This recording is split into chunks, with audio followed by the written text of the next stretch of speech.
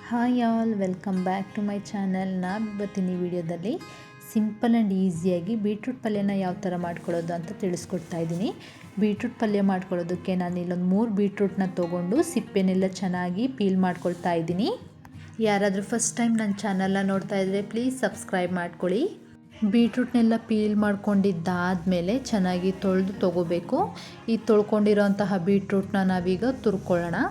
ಪಲ್ಯ ಮಾಡ್ಕೊಳ್ಳೋದಕ್ಕೆ ದೊಡ್ಡ ಸೈಜಲ್ಲೂ ತುರ್ಕೋಬಾರ್ದು, ಚಿಕ್ಕ ಸೈಜಲ್ಲೂ ತುರ್ಕೋಬಾರ್ದು, ಮೀಡಿಯಮ್ ಸೈಜಲ್ಲಿ ತುರ್ಕೋಬೇಕು. ನಾನು ವೀಡಿಯೋದಲ್ಲಿ ತೋರಿಸ್ತಾ ಇದ್ದೀನಲ್ಲ ಆ ಮೀಡಿಯಮ್ ಸೈಡಲ್ಲಿ ಎಲ್ಲ ಬೀಟ್ರೂಟ್ನು ತುರ್ಕೊಳ್ಳಿ. 3 ಬೀಟ್ರೂಟಲ್ಲಿ ಆರಾಮಾಗಿ ಇಬ್ಬರಿಗೆ ಪಲ್ಯ ರೆಡಿಯಾಗುತ್ತೆ ಒನ್ ಟೈಮ್ಗೆ. ಬೀಟ್ರೂಟ್ ಪಲ್ಯನ ನಾವು ಕಟ್ ಮಾಡ್ಕೊಬಿಟ್ಟು ಮಾಡ್ಕೋಬೋದು. ಆ ಥರ ಮಾಡ್ಕೊಳ್ಳೋದಕ್ಕಿಂತ ಈ ಥರ ತುರಿದ್ಬಿಟ್ಟು ಮಾಡ್ಕೊಳ್ಳೋ ಬೀಟ್ರೂಟ್ ಪಲ್ಯ ತುಂಬಾ ಟೇಸ್ಟ್ ಚೆನ್ನಾಗಿರುತ್ತೆ. ಚಿಕ್ಕ ಮಕ್ಕಳು ತಿಂದಿಲ್ಲ ಅಂದ್ರೂ ಚಪಾತಿಯಲ್ಲಿ ಸ್ಟಫ್ ಮಾಡಿಬಿಟ್ಟು ಕೊಡ್ಬೋದು. ಬೀಟ್ರೂಟ್ ಎಲ್ಲ ಚೆನ್ನಾಗಿ ತುರ್ಕೊಂಡಿದ್ದಾದಮೇಲೆ ಆ ತುರಿದಿರೋದ್ರಲ್ಲಿ ಏನು ಸ್ಟಿಕ್ ಆಗಿರುತ್ತಲ್ಲ ಬೀಟ್ರೂಟು ಅದೆಲ್ಲ ಕ್ಲೀನಾಗಿ ತೆಗೆದಿಟ್ಕೊಳ್ಳಿ. ನಾನಿಲ್ಲಿ ದೊಡ್ಡ ಪ್ಲೇಟ್ ತೊಗೊಂಡಿರೋದ್ರಿಂದ ಬೀಟ್ರೂಟ್ನೆಲ್ಲ ಒಂದು ಸೈಡಿಗೆ ಅಂದ್ಕೊಂಡು ಇದರಲ್ಲೇ ವೆಜಿಟೇಬಲ್ಸ್ನು ಕಟ್ ಮಾಡ್ಕೊಳ್ತೀನಿ. ಒಗ್ಗರಣೆ ಹಾಕೊಳ್ಳೋದಕ್ಕೆ ಮೀಡಿಯಮ್ ಸೈಜ್ ಒಂದು ಈರುಳ್ಳಿ, 6ರಿಂದ 7 ಹಸಿಮೆಣ್ಸಿನ್ಕಾಯಿ, ಒಂದು ಮೀಡಿಯಮ್ ಸೈಜ್ ಟೊಮ್ಯಾಟೋನ ತೊಗೊಂಡಿದ್ದೀನಿ. ಇವನ್ನೆಲ್ಲ ಕಟ್ ಮಾಡ್ಕೊಳ್ಳೋಣ. ಖಾರ ಎಷ್ಟು ಬೇಕೋ ಅಷ್ಟು ನೋಡಿಬಿಟ್ಟು ನೀವು ಹಸಿಮೆಣ್ಸಿನ್ಕಾಯಿನ ತೊಗೊಳ್ಳಿ. ಈಗ ಸ್ಟವ್ ಆನ್ ಮಾಡಿಕೊಂಡು ಅದ್ರ ಮೇಲೆ ಒಂದು ಕಡಾಯಿ ಇಡ್ತಾ ಇದ್ದೀನಿ. ಆ ಕಡಾಯಿ ಒಳಗಡೆ 4ರಿಂದ 5 ಟೇಬಲ್ ಸ್ಪೂನ್ ಎಣ್ಣೆ ಹಾಕ್ಕೊಳ್ತಾ ಇದ್ದೀನಿ. ಎಣ್ಣೆ ಚೆನ್ನಾಗಿ ಕಾದಿದ್ದಾದಮೇಲೆ 1/2 ಟೇಬಲ್ ಸ್ಪೂನ್ ಸಾಸಿವೆ ಹಾಕ್ಕೊಂಡು, ಸಾಸಿವೆ ಸ್ವಲ್ಪ ಚಟಪಟ ಆಡಿದ್ಮೇಲೆ ಹಸಿಮೆಣ್ಸಿನ್ಕಾಯಿನ ಹಾಕ್ಕೊಂಡು ಫಸ್ಟ್ ಫ್ರೈ ಮಾಡ್ಕೊಳ್ತಾ ಇದ್ದೀನಿ. ಈ ಥರ ಫ್ರೈ ಮಾಡ್ಕೊಳ್ಳೋದ್ರಿಂದ ನಾವು ಪಲ್ಯದಲ್ಲಿ ಹಸಿಮೆಣ್ಸಿನ್ಕಾಯಿ ಕಚ್ಕೊಂಡು ತಿನ್ನೋದಕ್ಕೆ ತುಂಬ ಚೆನ್ನಾಗಿರುತ್ತೆ. ಅದು ಸ್ವಲ್ಪ ಖಾರ ಬಿಟ್ಕೊಂಡಿದ್ದಾದಮೇಲೆ ಆನಿಯನ್ನು ಮತ್ತು ಕರಿಬೇವಿನ ಸೊಪ್ಪು ಹಾಕ್ಕೊಂಡು ಫ್ರೈ ಮಾಡ್ಕೋಬೇಕು. ಫುಲ್ ಫ್ರೈ ಮಾಡ್ಕೋಬೇಡಿ.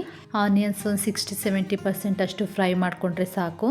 ಆನಿಯನ್ಸ್ ಎಲ್ಲ ಫ್ರೈ ಮಾಡ್ಕೊಂಡಿದ್ದಾದಮೇಲೆ ಕಟ್ ಮಾಡಿಟ್ಕೊಂಡಿರುವಂತಹ ಟೊಮ್ಯಾಟೊ ಹಾಕ್ಕೊಂಡು ಟೊಮ್ಯಾಟೊ ಸ್ವಲ್ಪ ಸಾಫ್ಟ್ ಆಗೋವರೆಗೂ ಎಣ್ಣೆಯಲ್ಲಿ ಫ್ರೈ ಮಾಡ್ಕೊಳ್ಳಿ. ನಿಮಗೆ ಜಾಸ್ತಿ ಜನಕ್ಕೆ ಜಾಸ್ತಿ ಪಲ್ಯ ಮಾಡ್ಕೊಳ್ಳೋ ಥರ ಇದ್ದರೆ ನಾನು ಹೇಳಿರೋದೆಲ್ಲ ಜಾಸ್ತಿ ಕ್ವಾಂಟಿಟಿಯಲ್ಲಿ ತೊಗೊಳ್ಳಿ. ಸೇಮ್ ಪ್ರೋಸೆಸ್ನ ಫಾಲೋ ಮಾಡಿ. 5 ಮಿನಿಟ್ಸ್ 10 ಮಿನಿಟ್ಸಲ್ಲೇ ಟೊಮ್ಯಾಟೊ ಸ್ವಲ್ಪ ಸಾಫ್ಟ್ ಆಗುತ್ತೆ. ಆ ಥರ ಸಾಫ್ಟ್ ಆದಮೇಲೆ ಸ್ಪೂನಲ್ಲೇ ಸ್ವಲ್ಪ ಚೆನ್ನಾಗಿ ಸ್ಮ್ಯಾಶ್ ಮಾಡ್ಕೊಳ್ಳಿ. ಚಪಾತಿ ರೋಟಿ ಜೊತೆಗೆ ತುಂಬಾ ಚೆನ್ನಾಗಿರುತ್ತೆ ಈ ಬೀಟ್ರೂಟ್ ಪಲ್ಯ.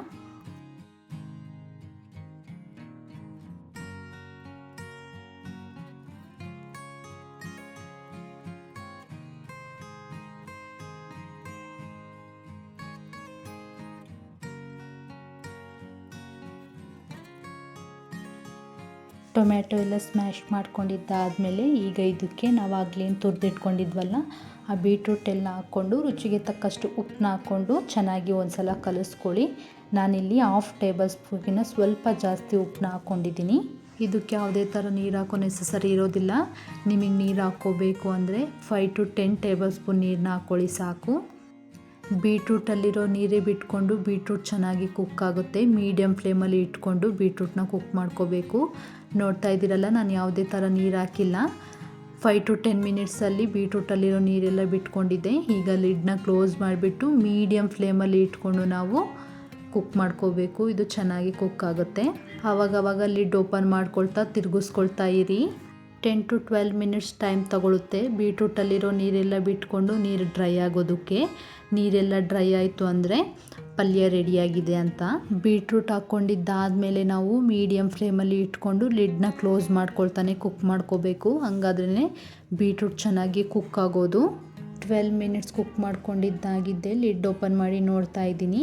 ನೋಡ್ತಾ ಇದ್ದೀರಲ್ಲ, ವಿಡಿಯೋದಲ್ಲಿ ಕಾಣಿಸ್ತಾ ಇದೆ ಬೀಟ್ರೂಟಲ್ಲಿರೋ ನೀರೆಲ್ಲ ಡ್ರೈ ಆಗಿದೆ. ಈಗ ಪಲ್ಯ ರೆಡಿಯಾಗಿದೆ.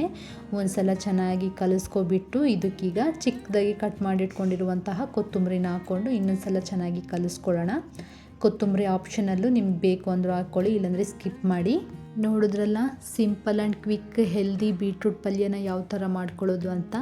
ಮಿಸ್ ಮಾಡದೆ ನೀವು ಒಂದು ಸಲ ಟ್ರೈ ಮಾಡಿ. ನಿಮಗೂ ಈ ವಿಡಿಯೋ ಇಷ್ಟ ಆದರೆ ಪ್ಲೀಸ್ ಲೈಕ್ ಮಾಡಿ, ಶೇರ್ ಮಾಡಿ, ಹಾಗೆ ಸಬ್ಸ್ಕ್ರೈಬ್ ಮಾಡ್ಕೊಳ್ಳಿ. Thank you for watching. Next ವಿಡಿಯೋದಲ್ಲಿ ಸಿಗೋಣ. ಬಾಯ್.